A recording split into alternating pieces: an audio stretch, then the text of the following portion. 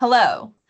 Thank you for your interest in the James A. Haley VA Psychology Internship Program. And congratulations on successfully reaching this milestone in your journey towards becoming a psychologist. My name is Dr. Dominique Blanchette, a licensed clinical psychologist and rotation supervisor. I'm thrilled to tell you a bit about our substance use residential treatment program, more fondly known as BRAVE.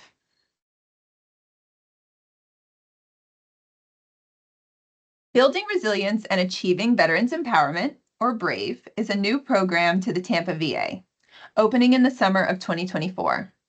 We are a 30-bed voluntary residential treatment program for veterans diagnosed with substance use disorders and have a target length of stay of 45 to 60 days, depending on various individualized factors.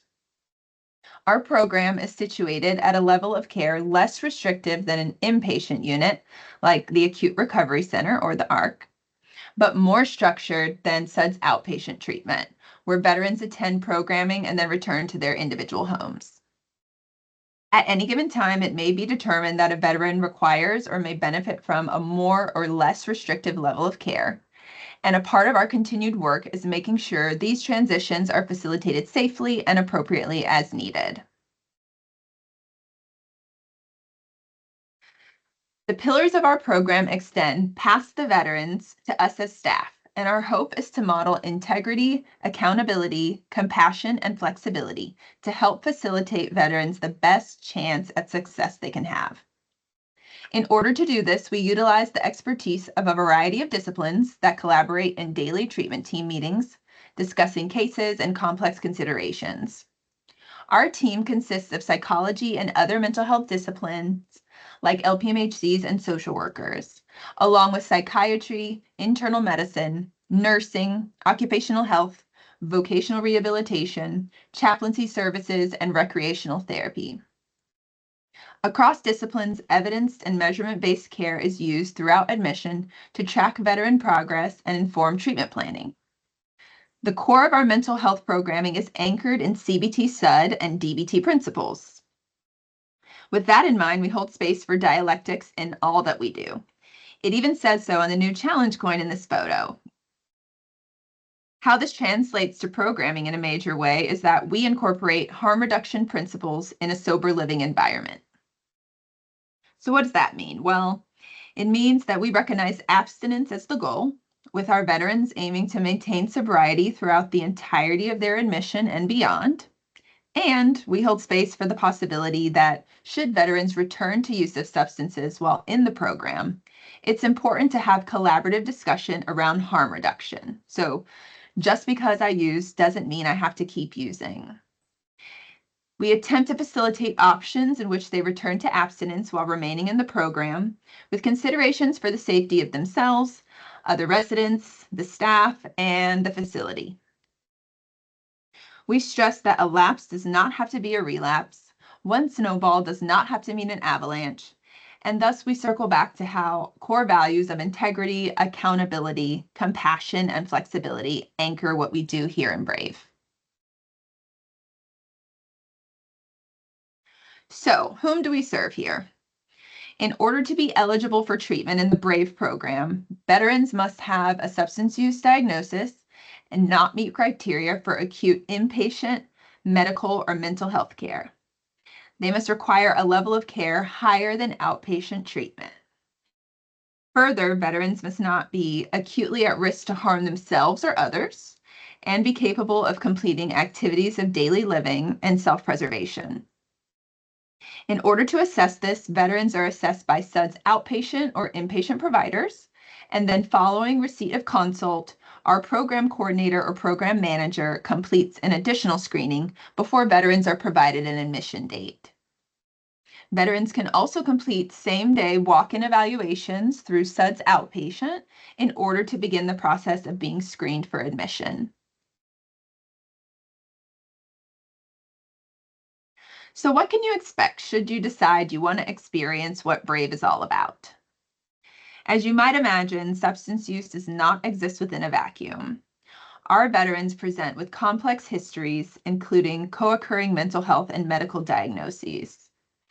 Our milieu consistently has veterans whom have co-occurring serious mental illness diagnoses, including psychotic spectrum disorders, personality disorders, trauma-related disorders, neurocognitive, and mood disorders.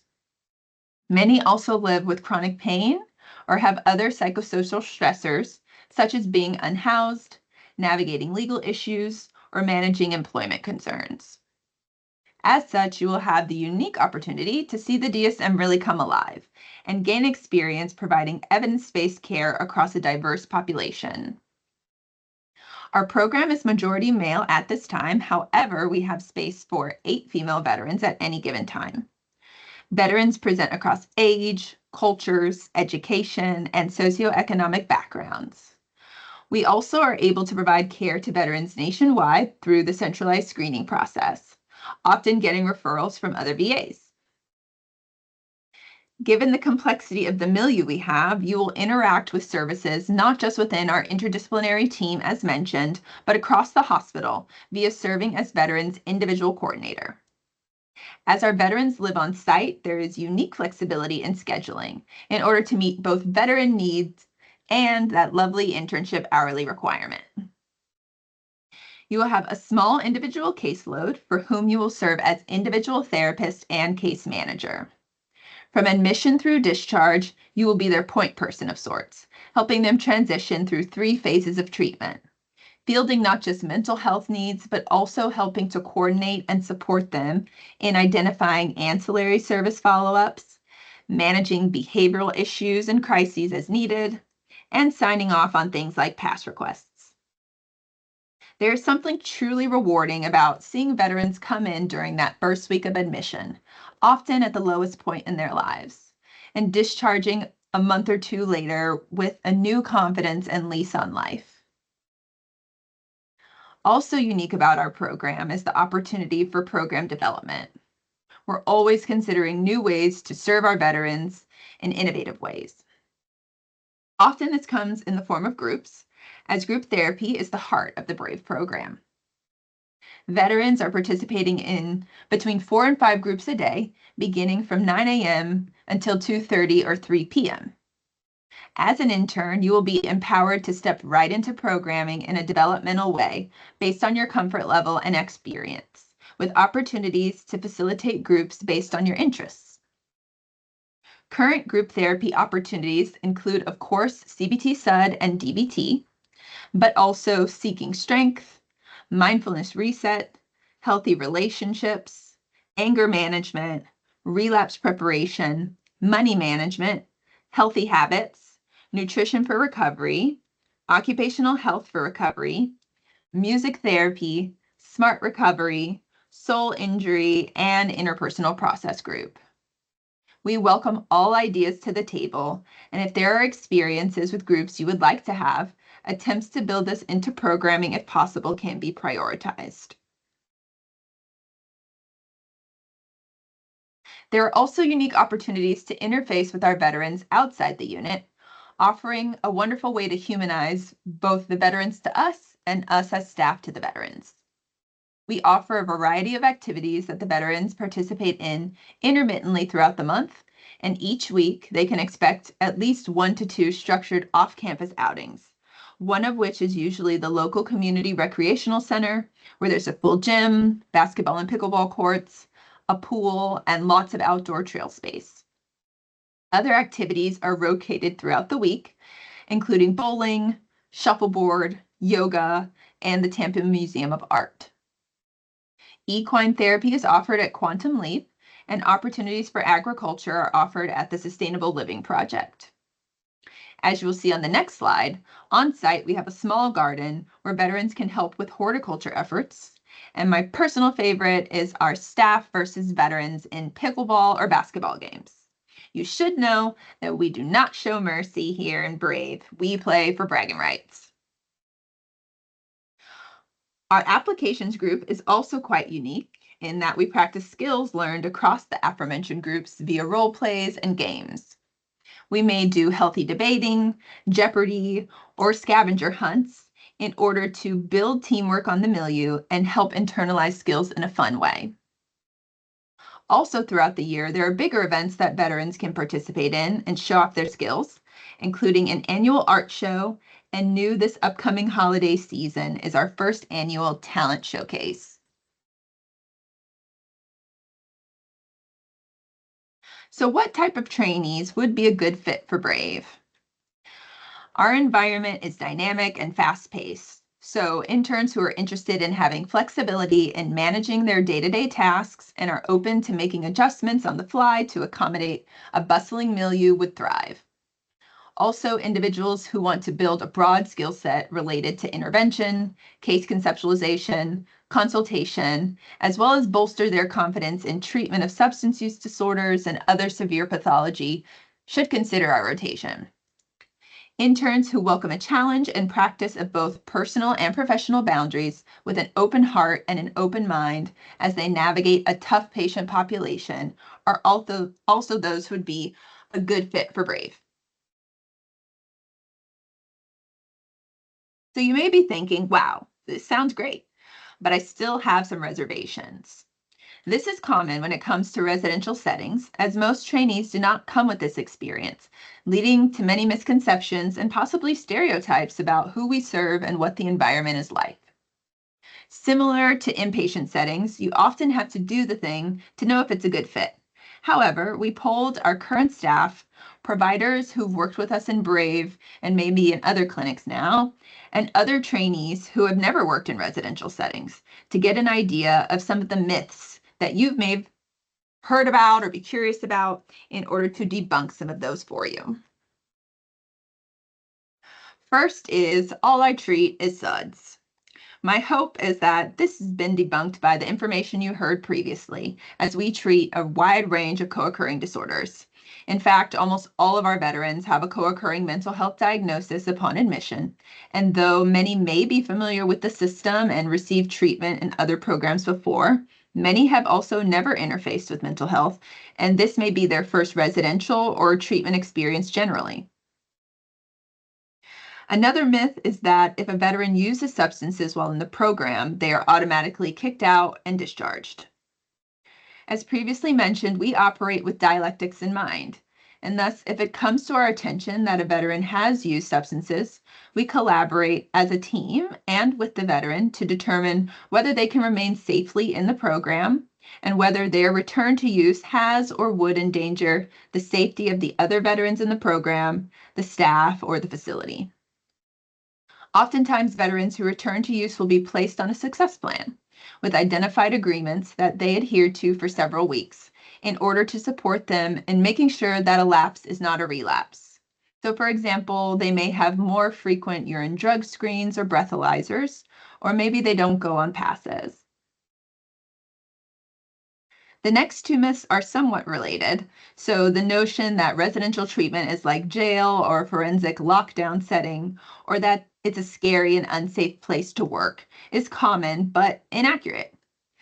Though our unit is locked in the sense that you must be let into the lobby by staff and onto the unit via PIV cards or badges, our program is voluntary, and so veterans are provided badges upon admission that allow them to come and go from the unit itself.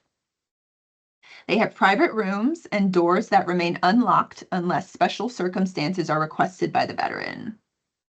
We do have police presence at the facility as we are on federal grounds.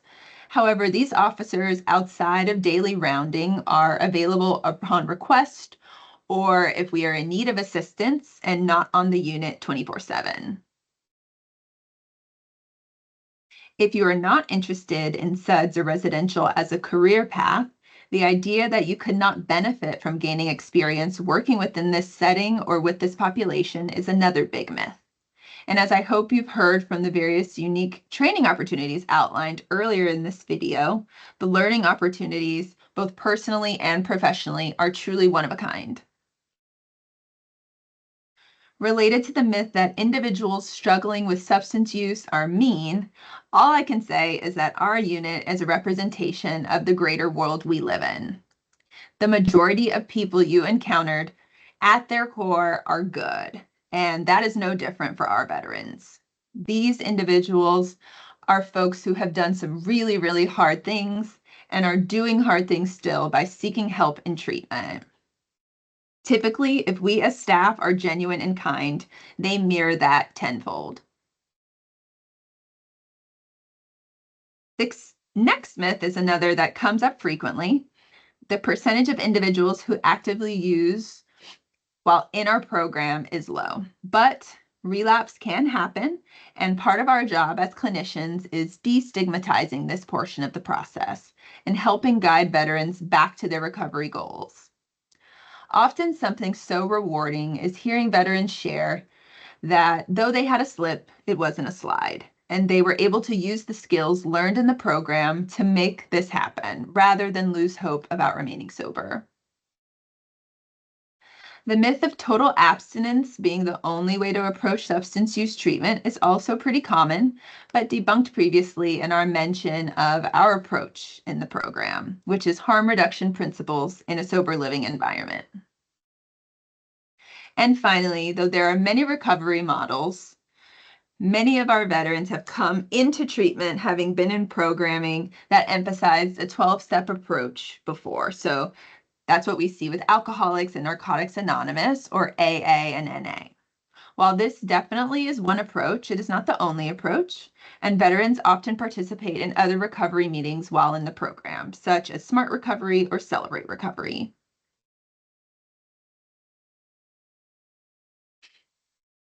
We also wanted to provide you all with some firsthand accounts from our veterans.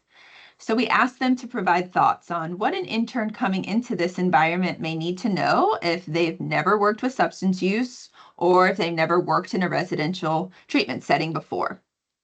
As you can see, we got a variety of responses. Some of my favorites are: be honest with yourself when you walk through the door. Otherwise, you're just wasting your time here. Don't take it personal and don't take it home with you. Substance use is not an easy thing. Understand there will be setbacks. Whatever energy you put in is what you get back. And this is a good place to be, a good atmosphere. You should be comfortable. So as you can see, even our vets want you here.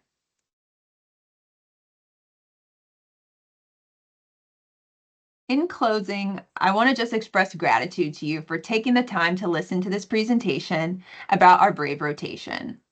We hope that after hearing from our staff, veterans, and about the nuances of our program, that you might consider a rotation in residential treatment, even if that may be sometime well into your future career as a psychologist. Best of luck to you as you continue this exciting internship journey and beyond. Thank you so much.